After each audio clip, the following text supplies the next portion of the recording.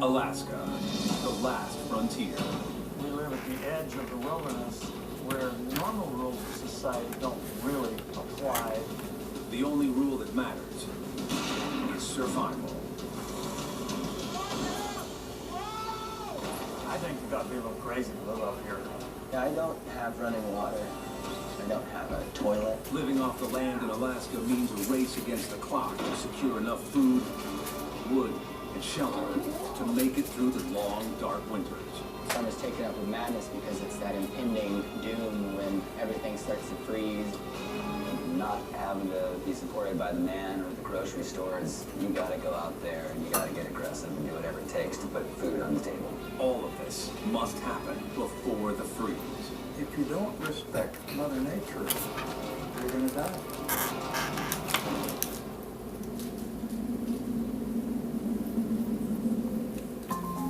On Alaska's southern coast, along the rugged Kenai Peninsula, the Kilcher family settled 80 years ago in order to find a more free and simple way of life. Escaping tyranny and a war-torn Europe, a self-sufficient community was born. There's a lot more freedom in Alaska. That's why my dad came here from Switzerland. He feared Hitler was going to take over the world, and he wanted to go find a place where he could find utopia. And he envisioned a subsistence lifestyle where you need as little cash as possible and as little intrusion from the world at large as possible. This is what he came up with, 638 acres of homestead here. Ewell Kilcher homesteaded the land and quickly had 8 children with his wife Ruth, 6 daughters, and 2 sons.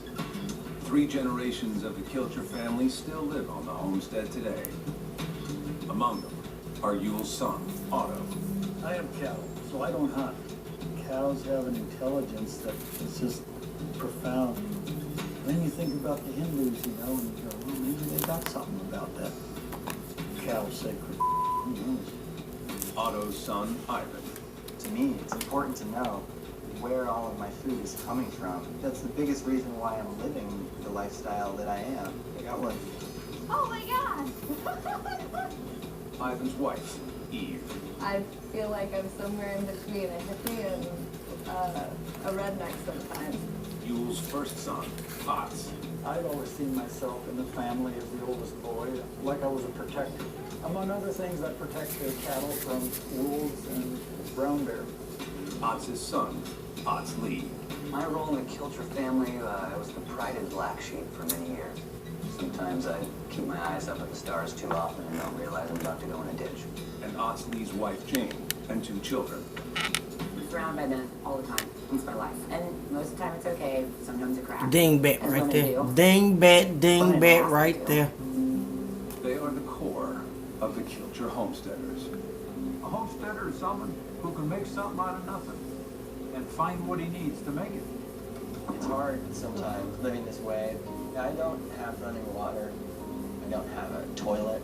To ensure their survival through the winter, the Kilchers must accomplish 3 things during the short Alaskan summer. Winterize their homes, stockpile fuel for heat, and secure enough food for themselves and their animals. Otto gave up hunting years ago. He relies solely on his cows to provide for his own family's financial and subsistence needs. Otz Lee, and Ivan all rely on hunting and fishing to secure their meat for the winter. I need 100 pounds of salmon. I need, 100 pounds of halibut. 150, 200 pounds of red meat. All of this must be obtained during the brief 4 months of summer.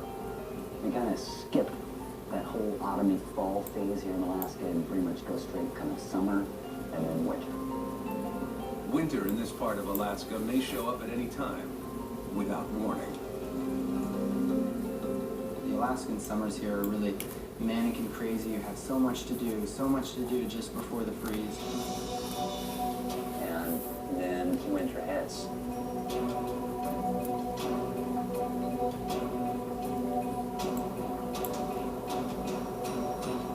And there's no more fighting it.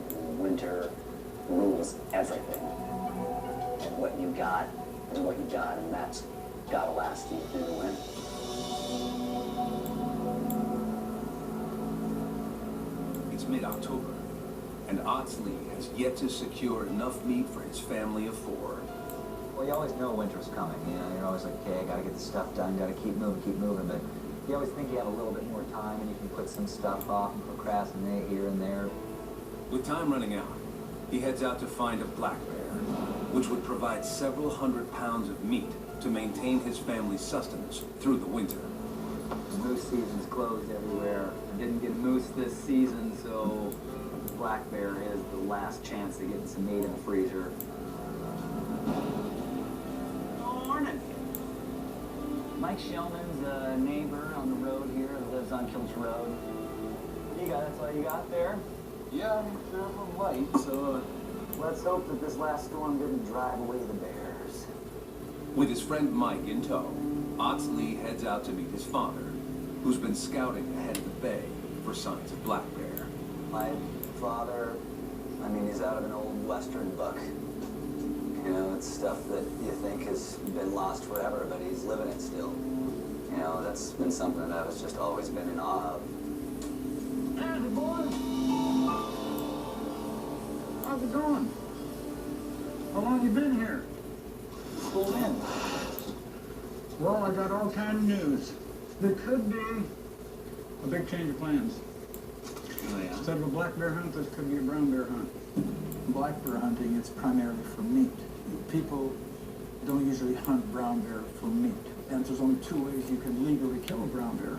Either have a permit or to be defending your life and property. You lose some cows? Bad news, Otto lost his bull last night. You're kidding. His big white bull. Really? Right there where the Wallace Road comes out on the flats. You know, the classic brown bear, kill marks on each shoulder and just has his guts eaten out. The bear must have got scared off. I don't know about the bear hunt tomorrow because I gotta try to wait there tonight and get the brown bear when he comes back for the bull. Otsley's procrastination and this unforeseen situation has put his hope for bear meat in jeopardy. Protecting Uncle Otto's cattle is more important than his own lack of bear meat. Recently, the brown bear in the area have developed a taste for beef. If we get the brown bear tonight, skin it out, we might still be able to go after black bear. We'll just have to see when we get there. Otto even talked about maybe salvaging some of the meat. You know, Sure, it's a fresh kill. It's better than a roadkill. Yeah. It's laying in the grass, you know, it's bled out, so. My job when I'm range riding, I have to choose. Someone's gonna win, someone's gotta lose, and my job is cows win, bears lose. Otsley, Otz, and Mike head out to protect Otto's herd from more brown bear attacks.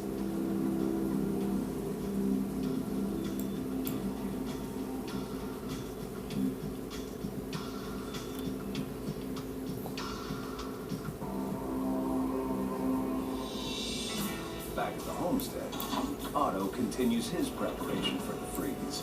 He must gather over 80 tons of hay in order to feed his herd throughout the winter. Otto's cattle spend the summer months fattening up at the head of the bay, where the grass is abundant and free. The cattle are Otto's cash. They're used to sell and barter with the neighbors. We can't keep them at the ranch because we have to hay those meadows for the winter. I have to count on feeding November, December, January, February, March, and April. Right now, we are working dawn till dusk till either hell freezes over or the cows come home, or both, and sometimes they happen at the same damn time.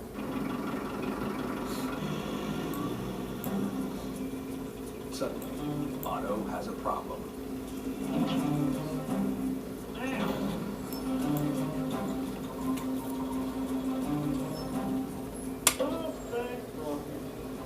Could be the broken axle, it could be bearing went out. It's pretty much useless this week. It's a bad time for that to happen. All hay gathering at the homestead comes to a halt.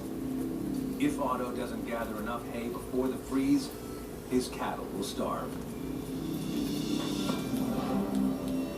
While Otto is left to figure out what to do with a broken tractor, Otz, Otsley, and Mike continue on their journey to protect the cattle from the brown bear. They must travel over 20 miles to get where the cattle graze in the summertime, at the head of the bay.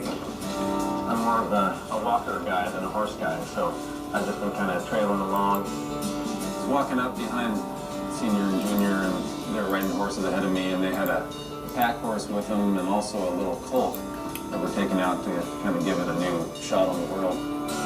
The colt's first trip outside the fences of the homestead is designed to build her strength and familiarize her with the area. There was a pack of wild horses that roam around up here. Wild horses don't only get curious about approaching horses that you're riding, but they also are very curious about colts. They will run colts so hard just out of curiosity that the colt falls off a cliff, falls off a river, gets run over. I don't know if it's about trying to kill off the competition or just bullying or what the hierarchy there of the horses is, but they, about 8 or 12 of them took right after this colt. Mike rushes in to help the Kilgers try to protect the colt. My dad started kind of yelling, trying to cut the colt out. I was just cutting the herd of the horses, and all of a sudden I hear, "Shoulders out. Oh, hold on, my shoulder's out."